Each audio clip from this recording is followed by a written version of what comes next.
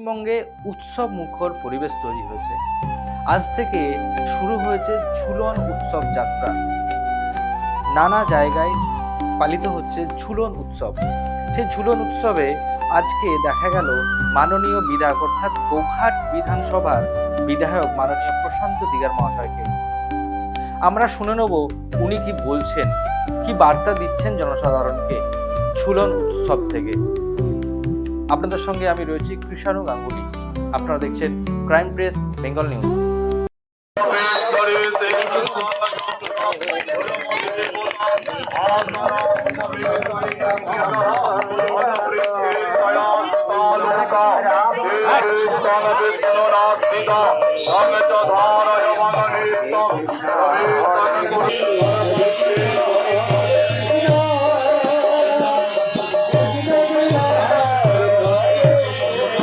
নমস্কার। আজকে এই ঝুলেপুর যে ঝুলন মেলা উৎসব, সেই ঝুলন মেলা উৎসবে এই মঞ্চে উপস্থিত আছেন পরম পূজ্যপাদ মহারাজ। ওনাকে আমার সশ্রদ্ধ প্রণাম। মঞ্চে আছেন বিশিষ্ট তিনজন সমাজসেবী, সম্মানীয় সত্যজিৎ টুডু মহাশয় আছেন, সম্মানীয় রাজু রানা মহাশয় আছেন, সম্মানীয় মহেশ্বর গাঙ্গুলি। ওনাদেরকে আমার আন্তরিক শ্রদ্ধা। সামনে উপস্থিত সমস্ত ব্যক্তিবর্গ যারা আছেন, আমার থেকে যারা বয়সে বড় তাদেরকে আমার নতমস্তকে প্রণাম। যারা সমবয়স্ক তাদেরকে আমার আন্তরিক অভিনন্দন, এবং যারা বয়সে ছোট তাদেরকে আমার ভালোবাসা। আজকে মহারাজের অমৃত বাণী যেমন আপনারা শুনতে পাবেন এখান থেকে, সেই সাথে সাথে দেখছি মেলা বসেছে। আমার তরফ থেকে এবং আমাদের বর্তমান সরকারের তরফ থেকে সব রকম আন্তরিক সহযোগিতা থাকবে। আজকের ডেটে এটুকু বলতে পারি, পৃথিবীর ইতিহাসে সব থেকে যে সংস্কৃতি, যে পরম্পরা, সেটা হচ্ছে সনাতন সংস্কৃতি।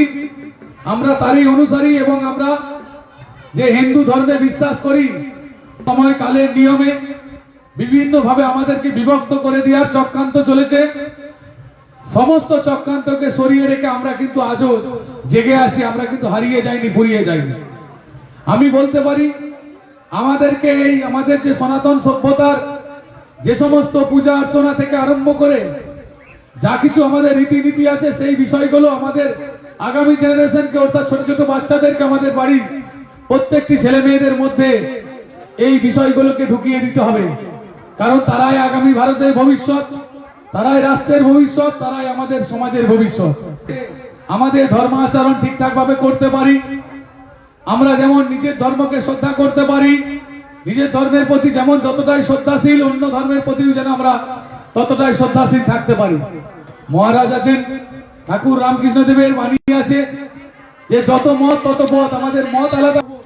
স্বামীজির যে বাণী যেটা জগতে ছড়িয়ে গেছিল, সেই সেবায় আমরা করব। আগামী দিনে সমস্ত মানুষের সমাজের মধ্যে জাত পাত, ধনী গরিব সমস্ত বিভেদকে ভুলে যেতে হবে। আমাদেরকে একটাই জায়গায় থাকতে হবে, আমরা হিন্দু, অর্থাৎ আমরা হিন্দু হিন্দু ভাই ভাই, আমরা সবাই এক, এই ভেবেই কাজ করতে হবে। আর যারা ভারতে আছে, আমরা বিশ্বাস করি, আমরা মানি ভারতে সবাই হিন্দু। আমরা যারাই ভারতীয় তারাই হিন্দু। আর এই ভারতে আগে কেউ ছিল না, সনাতনী আমাদের মেন। তাই বিভিন্ন সময় বিভিন্ন ভাবে কেউ হয়তো বিভিন্ন পথ অবলম্বন করেছে, কিন্তু তাদের শিকড় কিন্তু রয়ে গেছে। তাই আমরা ভারতে শুধু সাথে থাকবেন, এটুকু বলা। আর যে সমস্ত মায়েরা আছেন, মায়েদেরকে আমার নতমস্তকে প্রণাম।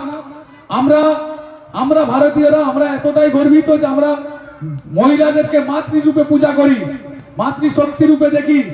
আর আমরা এতটাই গর্বিত যে আমরা দেশকে, দেশ মাতৃকাকে আমি বেশ কিছু জায়গায় বলি এই বক্তব্য, যে আমরা বিরাট ভাগ্যবান যে আমরা এমন একটি দেশের নাগরিক, যেই দেশেতে দেশ মাতৃকাকে ভারত মাতা বলে আখ্যা দিই, অর্থাৎ মাতা বলে আমরা তাকে পূজন করি।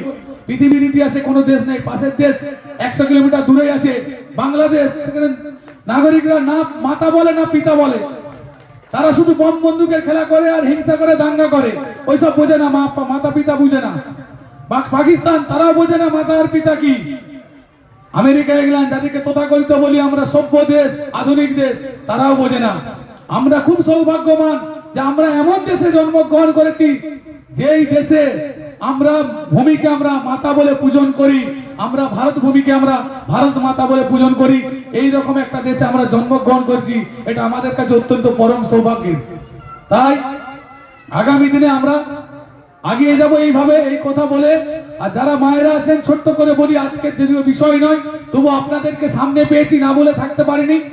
আপনাদের জন্য পশ্চিমবঙ্গ সরকার বিশেষভাবে মহিলাদের সশক্তিকরণের কাজ করছে, যাতে আগামী দিনে মহিলারা মাথা উঁচু করে সমাজে দাঁড়াতে পারে, মহিলারা সংসারে তারাও একটা যে ভূমিকা নিতে পারে সেটা তাদের প্রমাণ করার জন্য এবং তাদেরকে সেই শক্তি দেওয়ার জন্য সামান্যতম সামর্থ্য অনুযায়ী পশ্চিমবঙ্গ সরকারের অন্নপূর্ণা ভান্ডারে মাসে মাসে ৩,০০০ টাকা প্রদান করেছে।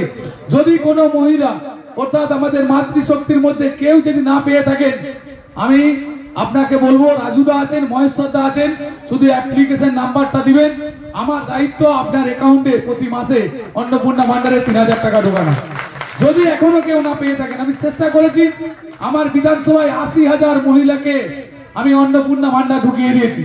সামান্যতম ১-১.৫ মাত্র বাদ গেছে, বিভিন্ন ক্রাইটেরিয়াতে সমস্যা পড়ে বাদ গেছে। তার মধ্যেও যদি সংশোধনের জায়গা থাকে, আপনারা অ্যাপ্লিকেশন নাম্বারটা দিবেন, আমি আপনাদেরকে তথ্য দেবো, সংশোধন করবেন, কথা দিচ্ছি আপনারাও পাবেন। এই কথা বলে তো সম্মানিত যে ব্যক্তি, যিনি পরম পূজ্যপাদ মহারাজ, ওনাকে আমার নতমস্তকে আবার ওনার চরণে আমার প্রণাম, সমবয়স্কদের অভিনন্দন, ছোটদের ভালোবাসা জানিয়ে আমার বক্তব্য শেষ করছি। ওরো ডেন্টো কেয়ার, আপনার হাসি আমাদের অঙ্গীকার। একটি সুন্দর ও সুস্থ হাসি শুধু আত্মবিশ্বাসী বাড়ায় না, আপনার ব্যক্তিত্বকেও করে তোলে আরো আকর্ষণীয়। তাই আপনার দাঁত ও মুখের সম্পূর্ণ যত্নে পাশে রয়েছে ওরো ডেন্টো কেয়ার। এখানে প্রতিটি রোগীকে দেওয়া হয় আন্তরিক যত্ন, সঠিক পরামর্শ এবং আধুনিক প্রযুক্তি নির্ভর মানসম্মত ডেন্টাল চিকিৎসা। আমাদের অভিজ্ঞ চিকিৎসক ডক্টর সৌরভ মণ্ডল, বিডিএস, ডক্টর রাজশ্রী দত্তগুপ্ত মণ্ডল, বিডিএস, এমডিএস। ওরো ডেন্টো কেয়ার, যেখানে প্রতিটি হাসির শুরু হয় যত্ন, বিশ্বাস আর নিখুঁত চিকিৎসার মাধ্যমে। কারণ আপনার হাসি আমাদের সবচেয়ে বড় সাফল্য। ঠিকানা আরামবাগ এসডিও অফিস সন্নিকট, আরামবাগ, হুগলি। Mobile number 7987138192। আজই আপনার অ্যাপয়েন্টমেন্ট বুক করুন। ওরো ডেন্টো কেয়ার, সুস্থ দাঁত, সুন্দর হাসি, আত্মবিশ্বাসী আপনি।